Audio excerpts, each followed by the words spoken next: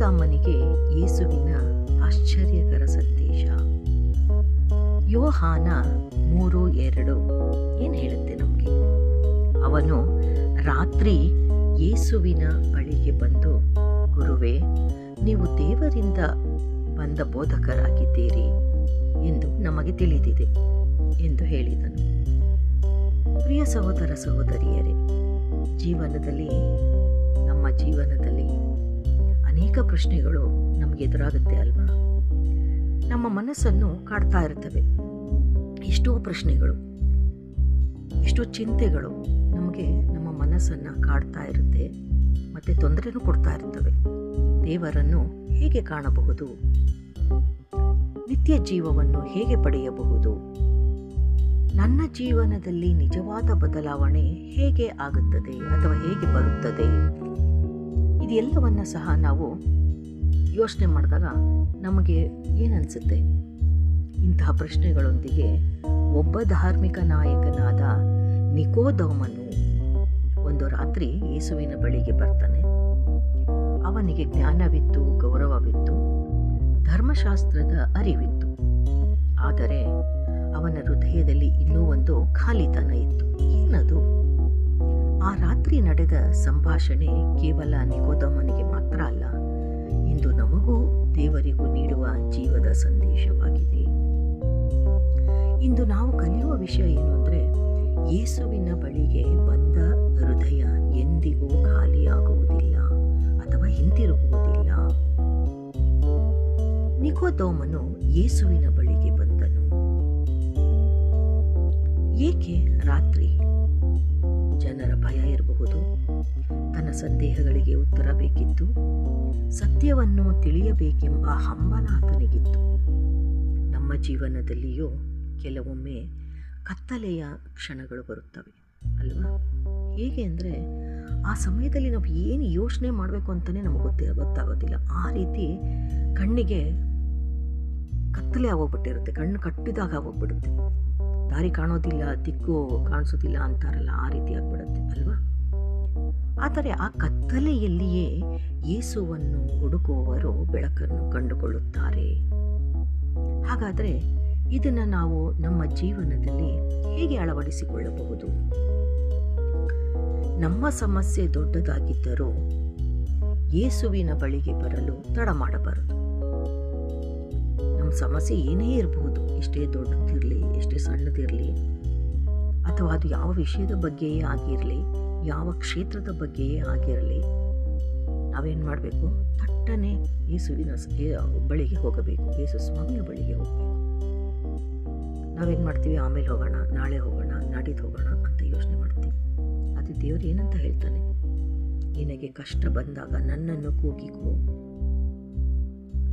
ನೀನು ನಿನ್ನ ಕೊಠಡಿಯೊಳಗೆ ಹೋಗಿ ಬಾಗಿಲನ್ನು ಹಾಕಿಕೊಂಡು ನನ್ನನ್ನು ಕೂಗಿಕೋ, ನನಗೆ ಪ್ರಾರ್ಥನೆ ಮಾಡು, ನಾನು ನಿನಗೆ ಉತ್ತರವನ್ನು ನೀಡುತ್ತೇನೆ ಅಂತ ಹೇಳ್ತಾನೆ ಅಲ್ವಾ? ಹಾಗೆ ಮುಂದುವರೆದಾತ ಏನು ಹೇಳ್ತಾನೆ? ಬೇಡಿಕೊಳ್ಳಿರಿ, ನಿಮಗೆ ಕೊಡಲ್ಪಡುವುದು, ತಟ್ಟಿರಿ, ತೆರೆಯಲ್ಪಡುವುದು, ಹುಡುಕಿರಿ, ನಿಮಗೆ ಸಿಗಲ್ಪಡುವುದು. ಹಾಗೆ ಆತ ಹೇಳ್ತಾನೆ, ನಿಮಗೆ ಸಮಸ್ಯೆ ಉಂಟಾದಾಗ ತಕ್ಷಣ ನನ್ನಲ್ಲಿ ಬನ್ನಿ. ಎಷ್ಟೇ ದೊಡ್ಡ ಸಮಸ್ಯೆ ಆಗಿದ್ರೂ ಯೇಸುವಿನ ಬಳಿಗೆ ನಾವು ಹೋಗೋದಕ್ಕೆ ಸ್ವಲ್ಪನೂ ತಡ ಮಾಡಬಾರದು ದೇವಮಿತ್ರರೇ. ನಿಕೋದೇಮನು ಯೇಸುವನ್ನು ದೇವರಿಂದ ಬಂದವನೆಂದು ಒಪ್ಪಿಕೊಂಡನು. ನಾವೆಲ್ಲರೂ ಒಪ್ಪಿದ್ದೇವೆ ಅಲ್ವಾ? ಈ ನಂಬಿಕೆಯಿಂದ ನಾವು ಇವತ್ತಿಗೂ ಸಹ ಜೀವನ ಮಾಡ್ತಾ ಇದ್ದೀವಿ. ಆತ ಹೇಳ್ತಾನೆ, ನೀವು ದೇವರಿಂದ ಬಂದವರು. ಅವನು ಯೇಸುವಿನ ಅದ್ಭುತಗಳನ್ನು ಕಂಡಿದ್ದನು. ಏನಕ್ಕೆ ಆ ಥರ ಹೇಳ್ತಾನೆ ಅಂದರೆ, ಯೇಸುವಿನ ಅದ್ಭುತಗಳನ್ನು ಆತ ಕಂಡಿದ್ದ, ಆದ್ದರಿಂದ ಹಾಗೆ ಹೇಳ್ತಾನೆ. ಆದರೆ ಅದ್ಭುತಗಳನ್ನು ನೋಡುವುದಕ್ಕಿಂತ ಮುಖ್ಯವಾದದ್ದು ಯೇಸುವನ್ನು ನಮ್ಮ ರಕ್ಷಕನಾಗಿ ಸ್ವೀಕರಿಸುವುದು. ಅನೇಕರು ಯೇಸುವಿನ ಆಶೀರ್ವಾದವನ್ನು ಬಯಸುತ್ತಾರೆ, ಆದರೆ ಯೇಸುವನ್ನೇ ನಮ್ಮ ಜೀವನದ ಕರ್ತನಾಗಿ ಸ್ವೀಕರಿಸುವುದಿಲ್ಲ, ನಮ್ಮ ರಕ್ಷಕನಾಗಿ ಸ್ವೀಕರಿಸುವುದಿಲ್ಲ. ಯೇಸು ಹೊಸ ಜನ್ಮದ ಬಗ್ಗೆ ತಿಳಿಸಿದನು. ಯೋಹಾನ 3:3 ಯೇಸು ಹೇಳುತ್ತಾನೆ, ಮತ್ತೆ ಹುಟ್ಟದಿದ್ದರೆ ದೇವರ ರಾಜ್ಯವನ್ನು ಕಾಣಲಾರಿರಿ. ಮತ್ತೆ ಹುಟ್ಟದಿದ್ದರೆ ಯೇಸುವಿನ ರಾಜ್ಯವನ್ನು ಕಾಣಲಾರಿರಿ. ಅಥವಾ ದೇವರ ರಾಜ್ಯವನ್ನು ಕಾಣುವುದಿಲ್ಲ. ಇದು ಆತ್ಮಿಕ ಹೊಸ ಜೀವನ, ದೇಹದ ಜನ್ಮವಲ್ಲ. ಹಳೆಯ ಪಾಪದ ಜೀವನವನ್ನು ಬಿಟ್ಟು ದೇವರೊಂದಿಗೆ ಹೊಸ ಸಂಬಂಧವನ್ನು ಆರಂಭಿಸುವುದು. ದೇವರು ಹೊರಗಿನ ರೂಪವನ್ನು ನೋಡುವುದಿಲ್ಲ. ನಿಕೋದೇಮನು ಧಾರ್ಮಿಕನಾಗಿದ್ದನು, ಆದರೆ ಯೇಸು ಅವನ ಹೃದಯವನ್ನು ನೋಡಿದನು. ನಮ್ಮ ಸಭೆಗೆ ಹೋಗುವುದು ಮಾತ್ರ ಸಾಕಾಗುವುದಿಲ್ಲ. ನಮ್ಮ ಹೃದಯ ದೇವರಿಗೆ ಸಮರ್ಪಿತವಾಗಿರಬೇಕು. ಯೇಸು ಪ್ರತಿಯೊಬ್ಬರನ್ನು ಪ್ರೀತಿಯಿಂದ ಸ್ವೀಕರಿಸುತ್ತಾನೆ. ನಿಕೋದೇಮನು ರಾತ್ರಿ ಬಂದನು. ಯೇಸು ಅವನನ್ನು ತಿರಸ್ಕರಿಸಲಿಲ್ಲ. ಅವನ ಪ್ರಶ್ನೆಗಳಿಗೆ ಉತ್ತರ ನೀಡಿದನು.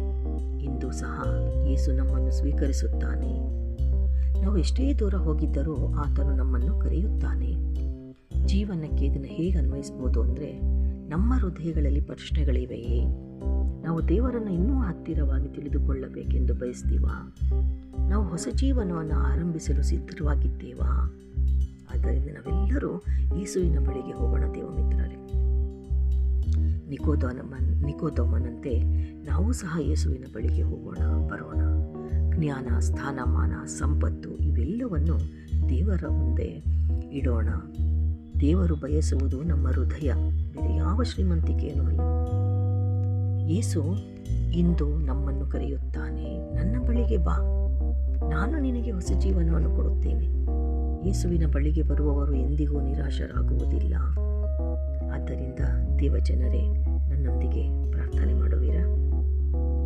ಪರಲೋಕದ ಪ್ರೀತಿಯ ತಂದೆಯೇ, ನಿಮ್ಮ ಅಮೂಲ್ಯ ವಾಕ್ಯಕ್ಕಾಗಿ ನಿಮಗೆ ಸ್ತೋತ್ರ ಸಲ್ಲಿಸುತ್ತೇನೆ. ನಿಕೋದೇಮನಂತೆ ನಾವು ಸಹ ನಿಮ್ಮನ್ನು ಹುಡುಕುವ ಹೃದಯವನ್ನು ಹೊಂದುವಂತೆ ಕೃಪೆ ಮಾಡಿ. ನಮ್ಮ ಸಂಶಯಗಳನ್ನು ನಂಬಿಕೆಯಾಗಿಯೂ, ನಮ್ಮ ಭಯಗಳನ್ನು ಧೈರ್ಯವಾಗಿಯೂ, ನಮ್ಮ ಪಾಪಗಳನ್ನು ಪರಿಶುದ್ಧ ಜೀವನವಾಗಿಯೂ ಬದಲಾಯಿಸಿ ಪವಿತ್ರಾತ್ಮನ ಮೂಲಕ ನಮಗೆ ಹೊಸ ಹೃದಯವನ್ನು ನೀಡಿ ನಿಮ್ಮ ಚಿತ್ತಕ್ಕೆ ತಕ್ಕಂತೆ ನಡೆಯುವ ಶಕ್ತಿಯನ್ನು ಅನುಗ್ರಹಿಸಿ. ಈ ಸಂದೇಶವನ್ನು ಕೇಳುತ್ತಿರುವ ಪ್ರತಿಯೊಬ್ಬರನ್ನು, ವಿಡಿಯೋವನ್ನು ನೋಡುತ್ತಿರುವ ಪ್ರತಿಯೊಬ್ಬರ ಜೀವನದಲ್ಲೂ ಆತ್ಮಿಕ ಪುನರುಜ್ಜೀವನ ಉಂಟಾಗಲಿ. ರೋಗಿಗಳಿಗೆ ಗುಣ, ದುಃಖದಲ್ಲಿರುವವರಿಗೆ ಆದರಣೆ, ನಿರಾಶರಾದವರಿಗೆ ನಿರೀಕ್ಷೆ ಮತ್ತು ಎಲ್ಲರಿಗೂ ನಿಮ್ಮ ಸಮಾಧಾನ, ಶಾಂತಿ ಕೊಡಿರಿ. ಇವೆಲ್ಲವನ್ನು ನಮ್ಮ ರಕ್ಷಕನಾದ ಯೇಸು ಕ್ರಿಸ್ತರ ಅಮೂಲ್ಯವಾದ